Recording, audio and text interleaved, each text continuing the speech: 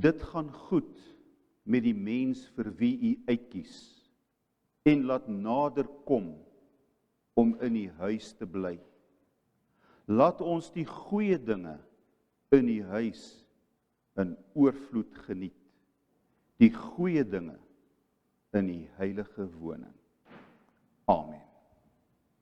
Liewe gemeente, broers en susters, ek groet vir julle met die seën van die Here, genade en vrede vir julle van God ons Vader en van die Here Jesus Christus deur die kragvolle werk van sy Gees. Ons tema vanoggend is die kerk jou gelukbringer? Is die kerk jou lucky charm? Jeremia 7 vers 1 tot 15. Kom ons vra die Here om ons harte oop te maak vir sy woord. Baie dankie Here vir hierdie wonderlike geleentheid wat ons het om by mekaar te kom as u kinders.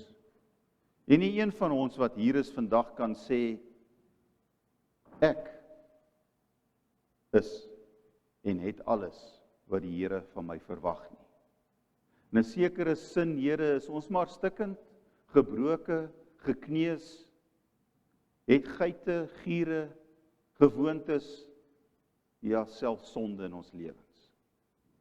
Maar ons kan kom, Here, na u toe, hier in die kerk, wat niks anders is as 'n hospitaal vir siek mense, gebroke mense, stikkende mense, sodat ons hier kan genesing en troos ontvang van ons dokter, Jesus Christus, wat ons wil aanraak deur sy woord en sy Gees, sodat ons hier kan uitstap, beter as toe ons hier ingekom het. So Here, ons is hier saam, as u gesin, u kinders, onlosmakend aan u en aan mekaar verbind. En hier buig ons voor u in afwagting. So sal u met ons praat. Open u woord vir ons. In Jesus se naam. Amen. Jeremia 7 vers 1 tot 15 is die kerk jou gelukbringer.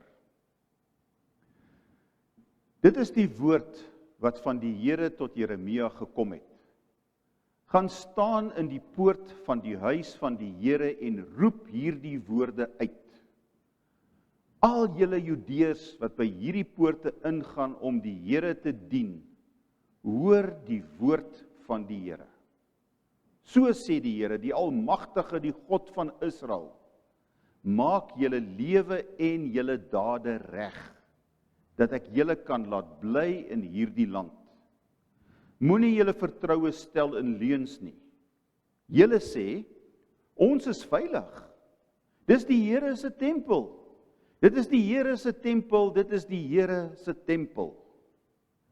Maak liewers julle lewe en julle dade reg. Doen aan mekaar wat reg is. Moenie vreemdelinge, weeskinders en weduwees onreg aandoen nie. Moenie mense onskuldig om die lewe bring in hierdie land nie. En moenie ander gode dien nie. Dit sal onheil oor julle bring. As julle aan my gehoorsaam is, sal ek julle in hierdie plek laat bly, in hierdie land wat ek vir julle altyd aan julle voorvaders gegee het. Julle vertrou op leuns, wat julle niks gaan baat nie.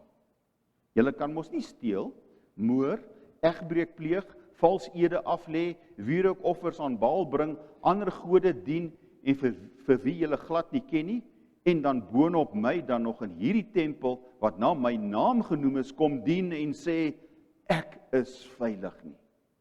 En dan gaan julle maar voort met al hierdie gruwelike dinge. Het hierdie huis wat na my naam genoem is, vir julle rowerspilonk geword. Ek het gesien wat julle doen, sê die Here. Gaan na Silo toe. Gaan na die plek waar ek voorheen my naam laat woon het. Gaan kyk wat ek aan hom gedoen het oor die sonde van my volk Israel. Julle het al hierdie dinge gedoen, sê die Here. Ek het vroeg en laat met julle gepraat, maar julle het nie geluister nie. Ek het julle geroep, maar julle het nie geantwoord nie.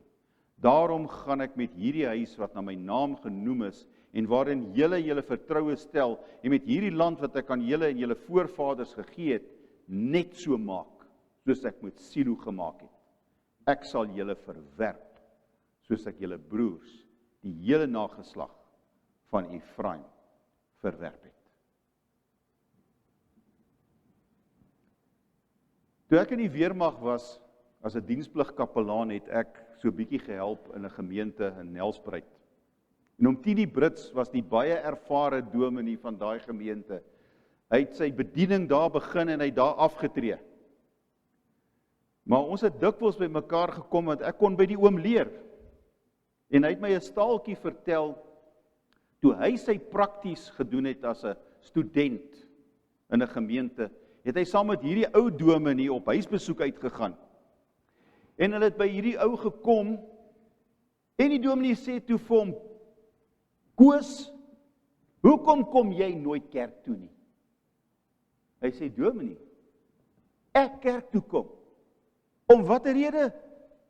Hy sê, daai ouderling, leierouderling van jou, wat elke Sondag met sy vroom gesig in die kerk sit, ek werk saam met hom. Hy kan vloek en skel, en nou en dan steel hy goed by die werk, dan sit hy met sy vroom gesig in die kerk. Hy sê, en daai vrou wat daar voorland is met pannekoek en koeksisters daar in jou kerk, jy ken haar nie, man. Jy weet nie wat sy kinderbek is sy nie. En jy weet dominee, en daai een, en so gaan hy aan. En oom Tini het nou gesit en wag om te sien wat nou hier gaan gebeur, want wat antwoord jy nou vir hierdie man? Toe sê die ou dominee vir hom.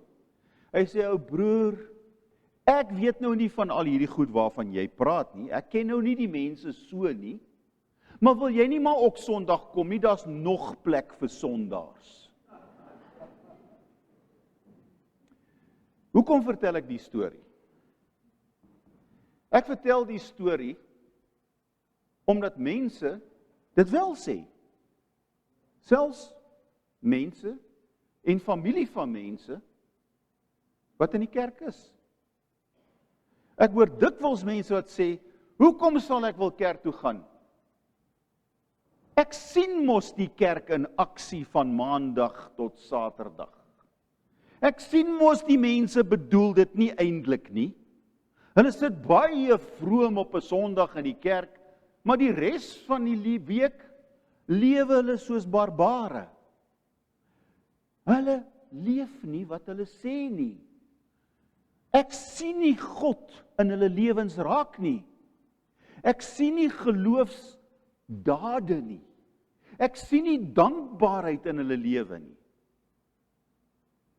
En dit laat my wonder, het dinge regtig verander?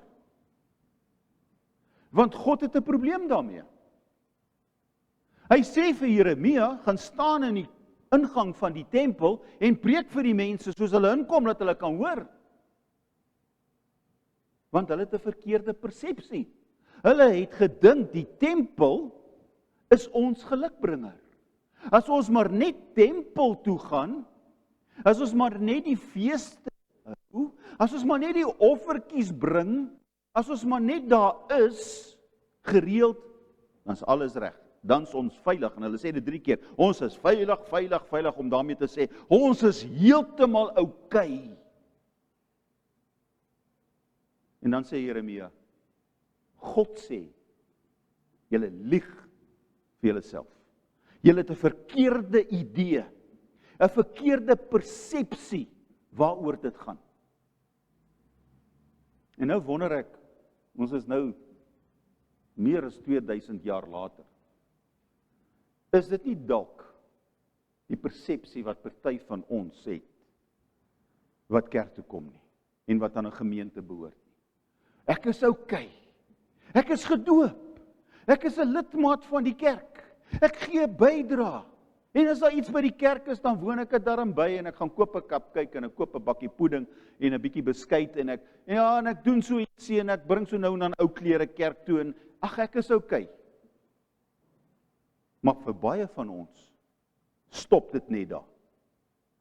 En daarom is dit nie verkeerd as party mense sê, ag maar, dis net Sondag Christene hierdie. Daarom het Mahatma Gandhi gesê, ek is mal oor die Jesus waarvan hulle praat, maar ek wil niks met hulle te doen hê as kerkorganisasie nie. Hoeveel ander mense sê dit?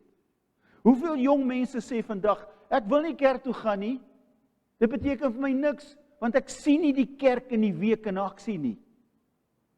Dis 'n klub, dis 'n geslote organisasie, waar hulle sekere goedjies doen.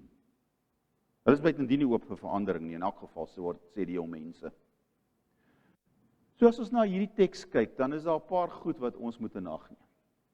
Dit gaan in die eerste plek nie oor voorgee godsdiens nie. Na die eerste paar verse kyk. Weet, ek het as 'n jong man, toe ek student was, het ek so Fiat 128 gery. Maar hy het so 'n kraak die in sy verfwerk op die agterdeur gehad, toe gaan koop ek vir my 'n stiker, en ek plak hom daarop, so jy dit nie meer die slegte verfwerk kon sien. Maar dit was 'n Christelike stiker. En nou ry ek, is 'n student man, en ek is haastig, en ek ry soos 'n maniak, amper net soos die taksies vandag. En ek ry verskriklik, tot ek eendag besef het, maar, weet, die ouens hoed vir my. Ek sê, hey, check up, hoed. Love Jesus, maar hy ry soos 'n duiwel. Of die mense wat 'n kruisie om die nek dra. Dan sien jy baie keer die kruis, maar jy sien niks van optrede, van liefde vir God en vir Christus. Of ons kom in huise en daar lê Bybels, hoope van hulle, dik onder die stof. Ons gebruik dit nie, ons lees dit nie. En glo my, ons lees nie die Bybel. So ek vandag moet vra in hierdie kerk, wie het hierdie week die Bybel gelees? Wie het hom gister gelees? Gaan dit nie doen nie. So ons het iets van 'n voorgee houding van ons behoort aan die kerk, ons behoort aan God, ons is sy volk, het hulle gesê, ons is mos die nageslag van Abraham, ons is uitverkore, en hulle dink vandag nog so. So kom skiet maar die ander ouens, want ons is God se volk. Ek sien nie baie van God in Israel nie. Ek sien baie van tradisie en van gewoonte. En dis die slaggat waarin ek en jy trap. Dat ek behoort aan die kerk. Jesus het vir my gesterf, ek kan dit sê met die mond. Maar as dit kom by die alledaagse uitleef daarvan, sê vir die mense, Jeremia, julle lieg, julle het 'n valse sekerheid, want ek sien nie die geloof en die dade nie. Ek hoor van die geloof, maar ek sien nie die dade nie. Leuns. En dis waarmee ek en jy vanoggend gekonfronteer word. Hierdie pragtige kerk, die belydenis, die evangelie wat ons handhaaf, die gereformeerde erfenis waaraan ons vashou, is alles so mooi. En al die goed wat ons hier doen. Maar lewe ek en jy dit wat God van ons vra? Gaan ons voort met hierdie gedeelte. Die prentjie wat ek nou opgehaat het, wat julle nou nie sien nie, is van 'n boom, wat jy die wortels kan sien, en die boom, hy het gevrek. Jy sien hier die wortels so bo kan die grond uitsteek. En die prentjie wil eintlik vir ons sê, as daar fout is met die wortels, sal die boom vrek. En dit is die waarheid. Wanneer ek 'n plant en my voorbereiding is nie reg nie, en ek het nie die kompos en die kunsmis en die nodige goed gegee nie, laat hy van onderaf van in die grond af, dat deurloop nie, dan groei hy nie na behore nie. Om eerlik te sê, as my hart nie reg is, sal niks van Christelik in my lewe te voorskyn kom nie. En dis waarmee Israel gekonfronteer word, en dit is waarmee ek en jy vanoggend gekonfronteer word. Is my hart reg? Is dit net woorde, of is dit ook dade? Want as hier fout is hier, sal my geloofslewe nie wys dat ek God dien en liefhet nie. En daarom roep Jeremia in die naam van God roep hy hulle tot bekering. Hy sê vir hulle, kyk wat doen julle? Julle lieg vir julle self, julle behandel die wees, die weduwee, die ou mense, julle pleeg moord, julle pleeg bedrog, julle dien nog afgode, en dan Sabbat hol julle tempel toe. Wat maak julle die res van die tyd? Julle kort bekering. Nou, ek wil nie vandag oor bekering praat nie. Want ons het soms 'n verkeerde begrip oor bekering. Ja, ek het my hart vir die Here gegee. Ja, dis ook bekering, eenmalige bekering. Maar bekering hier, soos wat Jeremia dit gebruik, en soos wat Paulus dit gebruik, is bekering 'n voortdurende proses. Dis om aanhoudend te sê, wat ek nou doen, is nie in God se wil nie. Dis nie God se weë nie. Die feit dat ek so verskriklik vloek, dis nie wat die Here wil hê nie. Ek moet verander, ek moet tot bekering kom van hierdie boosheid in my lewe, van hierdie verkeerdheid in my lewe. So jy hou aan om dit te doen. Elke dag draai jy om van die verkeerde terug na God toe. Dis wat bekering is. Dit is om uit die geloof te lewe, sê Calvin, om gehoorsaam te wees aan God. Dis hoekom die Bybel sê, ek haat die bose, ek haat sonde, ek haat verkeerdheid. Daarom draai ek my rug daarop en ek draai terug na God toe.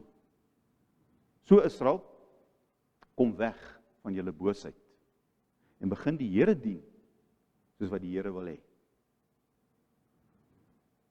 Hou op om vir julleself te lieg. So, leef dit wat julle glo. Dis in die Nuwe Testament sê dit baie. Jakobus 2 vers 17 sê dit ook baie duidelik. Jakobus gaan net 'n trappie verder as wat Paulus gaan, maar hy sê eintlik maar dieselfde ding. Jakobus wil dit so benadruk dat hy sê, as geloof nie uitvloei op dade, op goeie werke nie, is dit dood. Dood beteken dit niks. Is dit nie wat die Here Jesus ook gesê het nie? Hy sê, julle is die lig vir die wêreld. Om lig te gee, rigting te gee. Om die wêreld te verander, uit die duisternis uit te bring. Julle is die sout van die aarde, om die wêreld 'n beter plek te maak. Maar, sê die Here Jesus, en ons vergeet daai gedeeltetjie altyd, as die sout laf geword het, aan die ander woorde, as die sout sy doel verloor het om te versout, is dit niks werd.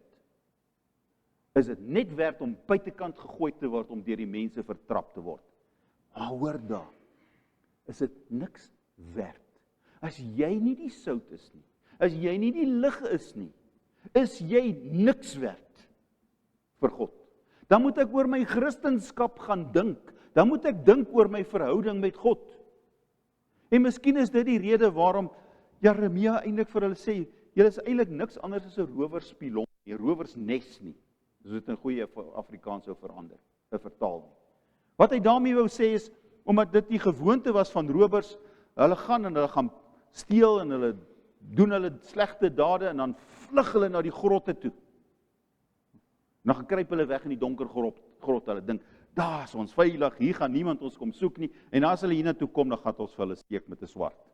So ons is lekker veilig hier. Ook 'n stuk valse sekerheid. Gaan kruip daar weg met hulle sonde. So julle, sê Jeremia, is soos die rowers. Julle maak van die huis van God 'n grot waar skelmgeit broei en waar skelmgeit by mekaar kom.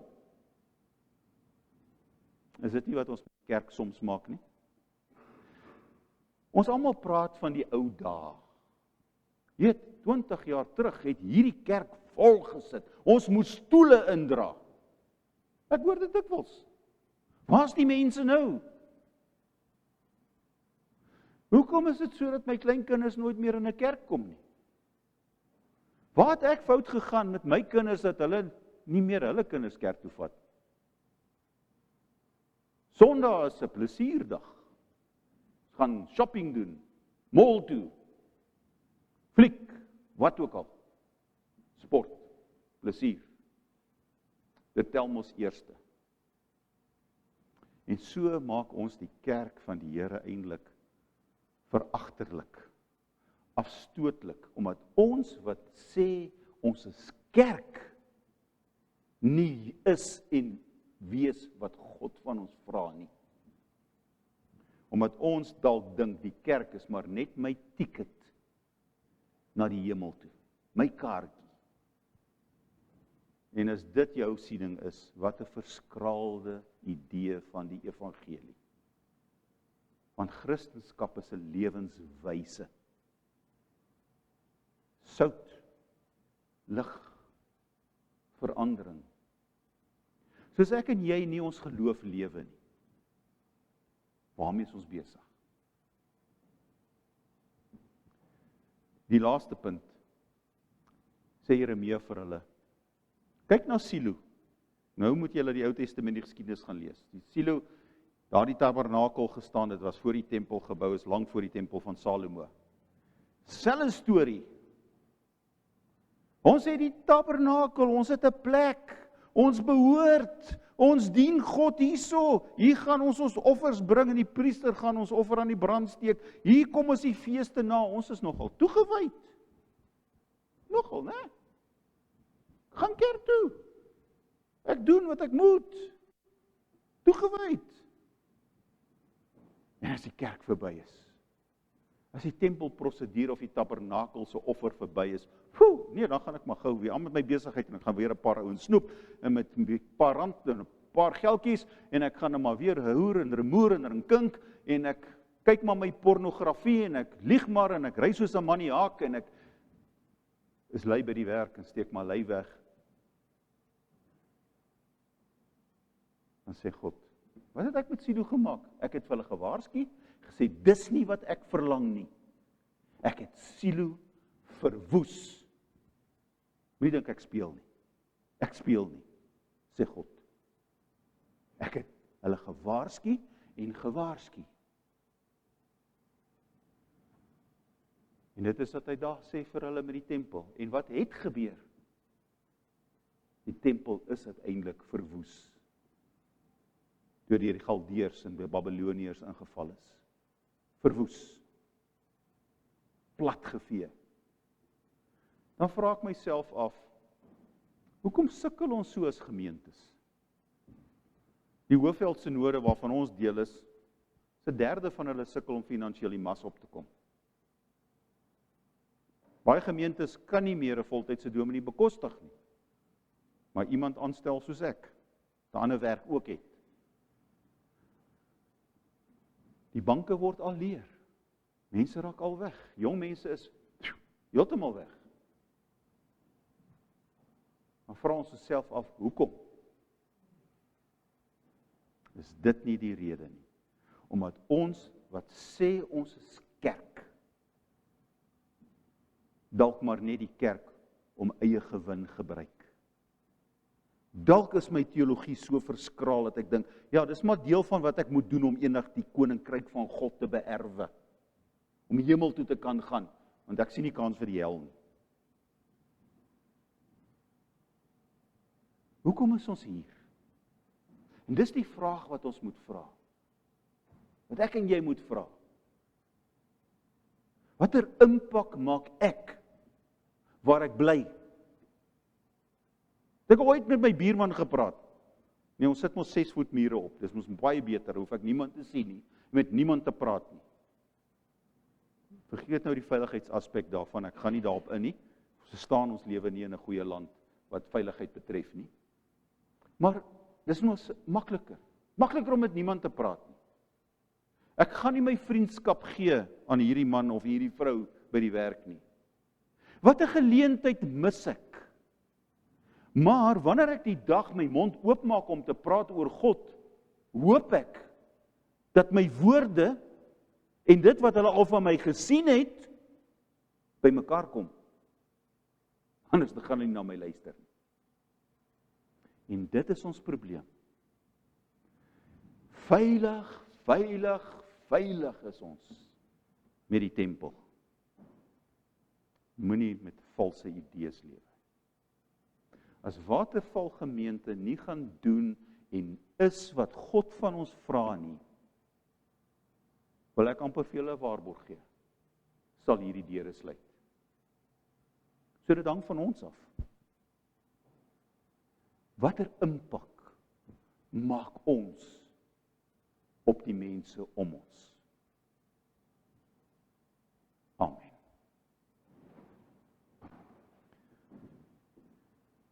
Baie dankie Here vir die woord. Dit is so 'n bietjie 'n ongemaklike woord vanoggend. U trap op ons tone. U roep ons tot bekering, tot verantwoording, om te doen wat u vra. Dis nie onderhandelbaar nie. U sê, my kinders, volg my. My kinders doen wat ek vra. My kinders leef soos ek hulle gewys het. Eenvoudig. So help ons daartoe. Partykeer is ons maar moeilik, hardkoppig, volg ons eie kop, doen wat ons voor lus kry, loop saam met die stroom. En dit is so jammer, Here. Ons vra u Gees van God, kom Heilige Gees, maak dood wat verkeerd is. Breek die ou mens in ons af.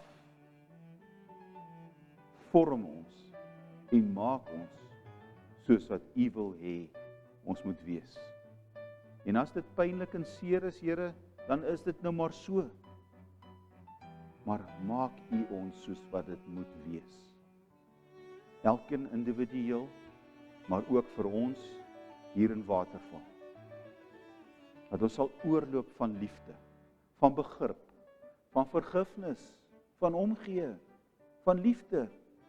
Nie net vir mekaar nie, want hier oefen ons dit in 'n veilige ruimte, maar ook na buite toe. Sodat ons vir u bruikbaar kan wees in die wêreld. Ons bid vir elkeen op ons lysie van voorbidding, dat u vir hulle sal aanraak, dat u sal genesing gee, soos u wil, wanneer u wil, waar u wil. Maar ons bly vra, bly klop, bly soek, bly smeek, met geloof en met dankbaarheid. Seën ons gemeente, ook waar dit moeilik gaan met ons finansies, vra ons Here vir u, vir wysheid, insig, verantwoordelikheid. Bid vir ons land, bid vir verandering, positiewe verandering. Ons bid vir 'n regering wat sal kom, wat verantwoordelikheid sal vat vir die bevolking van hierdie land, en nie vir hulle eie gewin nie. Dankie vir al die reën. Dankie vir al die goedheid, vir al die guns, u geduld met ons, u vergifnis, u liefde. In Jesus naam. Amen. Mag die genade van ons Here Jesus Christus met ons elkeen wees en bly, om werklik ons geloof te lewe, dat ons met die Gees van God vervul sal wees, om dit te doen, te breek met die kwaad en die goeie te soek. En mag die Vader se genade oor ons skyn, om hom in alle opsigte